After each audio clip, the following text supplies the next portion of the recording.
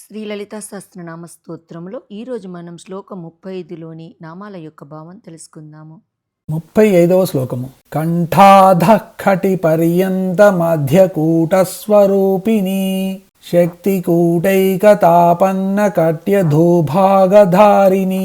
ఈ శ్లోకంలోని మొదటి నామము కంఠాధఃఖటి పర్యంత మధ్యకూట స్వరూపిణి.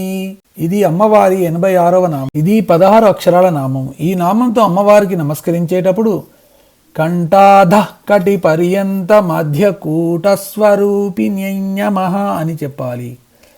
కంఠ అంటే కంఠము యొక్క, అధః క్రింది నుండి, కటి నడుము లేదా నాభి ప్రదేశము, పర్యంత అంటే వరకు గల శరీరమును లేదా దేహమును, పంచదశి మధ్యకూట స్వరూపిణి మధ్యకూట స్వరూపముగా గలది.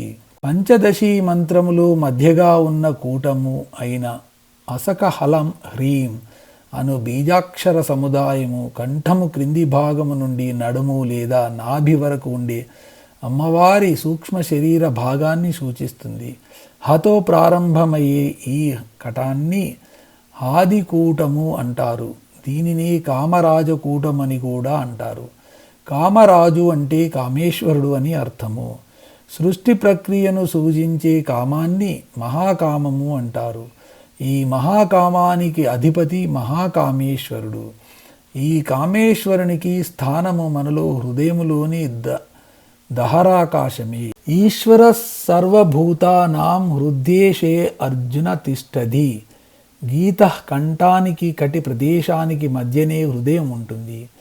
ఆ హృదయ దహరాకాశంలోని కామేశ్వరుడు ఉంటాడు. కాబట్టి ఈ మధ్యకూటాన్ని కామరాజకూటము అంటారు. ఆపేక్షలకు, అనురాగాలకు, ప్రేమకు, రాగానికి ఈ హృదయమే కేంద్రము. కాబట్టి ఈ హృదయము కంఠము కటి భాగాల మధ్యలో ఉంది. కాబట్టి ఈ మధ్యకూటాన్ని కామరాజకూటము అంటారు. ఈ నామానికి ఈ విధమైన అర్థాలు చెప్పుకోవచ్చును. ఒకటి, కంఠము నుండి నడుము వరకు గల భాగాన్ని పంచదశి మంత్రములోని మధ్యకూట స్వరూపముగా గలది అని అర్థము. రెండవది, కామరాజైన కామేశ్వరునికి స్థానమైన లేదా ఆపేక్ష అనురాగాలకు కేంద్రమైన హృదయ స్థానము ఉండే కంఠము కటి ప్రదేశ మధ్య భాగాన్ని మధ్యకూట స్వరూపముగా గలది అని అర్థము. ఈ శ్లోకంలో రెండవది మరియు చివరి నామము శక్తికూటైకతాపన్న కట్యధూభాగధారిణి. ఇది అమ్మవారి 83వ నామము. ఇది 16 అక్షరాల నామము.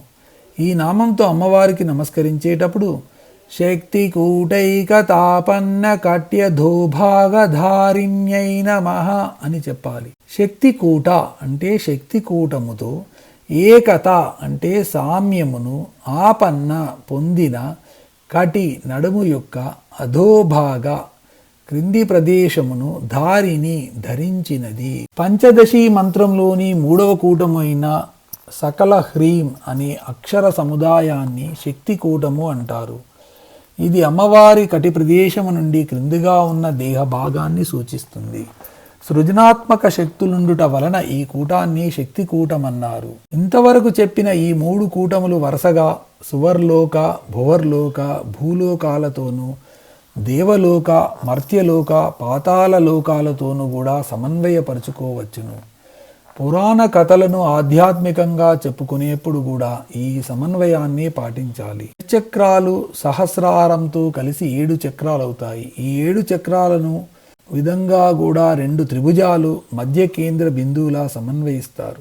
ఊర్ధ్వ త్రికము వాగ్భవ కూటాన్ని, అధోత్రికము శక్తికూటాన్ని, అనాహత కేంద్రంతో మధ్య ఉండే భాగాన్ని కామరాజకూటము లేదా మధ్యకూటాన్ని సూచిస్తాయి. సృజనాత్మక శక్తులు గల నడుము క్రింది భాగమును శక్తికూటముగా గలది అని ఈ నామానికి అర్థము.